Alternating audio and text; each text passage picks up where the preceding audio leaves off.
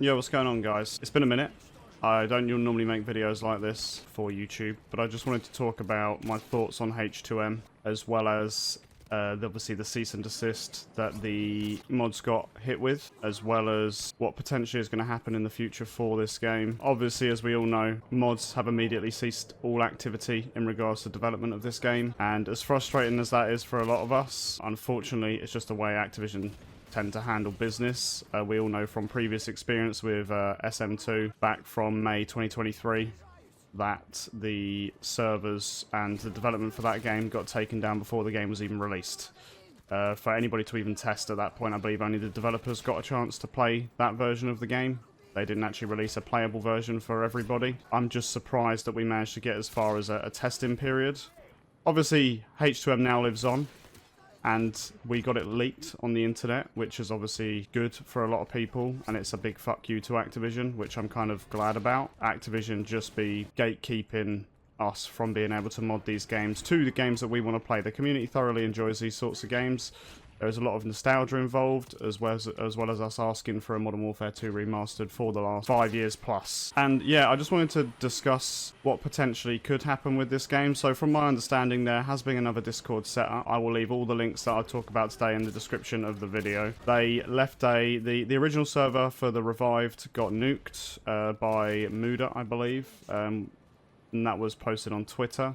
They just deleted the server and immediately made a new one. I think the server's probably got around 15, 20k people in the server, so there is a lot of love for this game still, and people still want to be a part of this and play this game, which is always really cool to see. They basically stated that they will continue development, adding servers, maintaining ways for people to be able to play the game, which is, again, really cool. So we'll have this game for a little bit, and obviously people are always adding servers. There's about probably 100 servers that you can search via the internet, as well as 100 servers, give or take, on the favorites page. Oh, we're experiencing a little bit of lag there in this server. I think this is a high ping server, even though the latency shows 20 ping. It's a lot higher than that. I can tell just by the way I'm shooting my shots. But yeah, so there's plenty of servers to be able to play on. People are thoroughly enjoying the game. I'm seeing a lot more activity and TikToks being posted. Essentially what has happened is Activision came out and stated, you can find all of this information on Twitter, by the way. There's been a lot of posts by reliable sources, as well as I think it's Watchful Wolf, one of the original devs for this game, stated in his video, which I'll also leave a link for down in the description, that the reason the devs shut this down and sent a cease and desist letter was they were scared, basically, of the attention being taken away from Black Ops 6. Now, as a lot of people are aware, the console player base makes up the majority of the people who play these new Call of Duty games, and obviously with Black Ops 6 coming to Game Pass, which is mainly only accessible on the Xbox platform, we'll probably have a good few million downloads. Now, we're a very small niche in the community, so there's only like, probably I'd say maybe 50,000, 60,000 of us, and it just makes me wonder if they're really scared of such a small portion of people wanting to be able to mod their game to make it a playable version, and a safe version, may I add, as all the Call of Duties on Steam are not safe, so I do not recommend playing these games at all.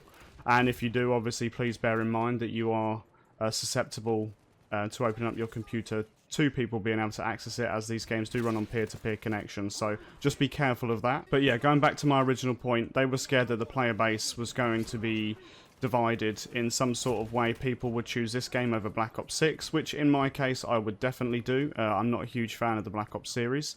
I don't speak for everyone, but I do prefer the Modern Warfare series games.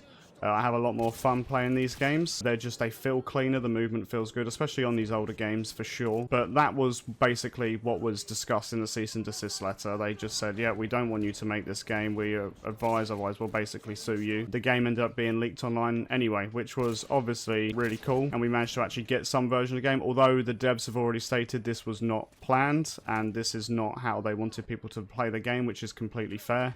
I probably agree with that. Looking at the roadmap and the stuff that Alistair announced via his stream on Kick a couple of days ago, this game did have a lot planned and a lot in store for us, which was super exciting. So it kind of sucks, and I feel like now the only way we're going to be getting a Modern Warfare 2 Remastered is if it's actually released from Activision themselves. And if we go back to the Modern Warfare Remastered and the Infinite Warfare launch, they already had a problem with the player base being split. So essentially, it's very unlikely that we're going to get any form of Modern Warfare 2 remastered game that is going to be released from Activision. I'm going to stay optimistic. I'm hoping they do come round because, as a lot of people know, in 2020 they released the campaign remastered, I believe back in March of 2020.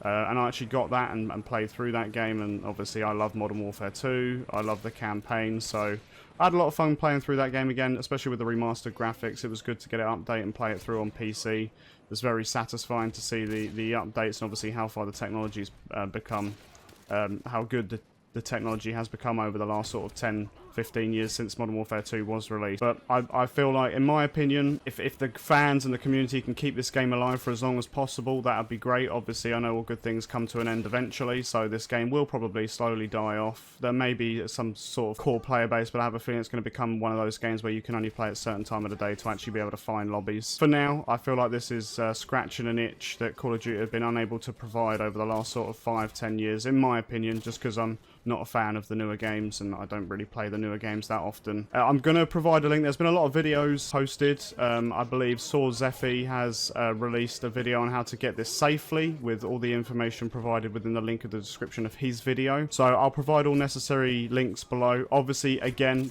I'm going to reiterate the fact that obviously please be aware that anything you download on the internet can contain viruses, so I'd strongly recommend you download some form of antivirus software to scan these files before installing them on your computer. It's always better to be safe than sorry. Obviously, the internet can be a scary place and can be filled with harmful malware, so just be wary of what you're downloading. Again, just download at your own risk. Happy gaming. Appreciate anybody who tuned into the video to watch it. It's going to be a rather long one, so again, I do appreciate it. I don't post videos like this, so any feedback's appreciated. Apologies for the shitty gameplay. Have a wonderful rest of your day. Take it easy. Ciao, ciao for now.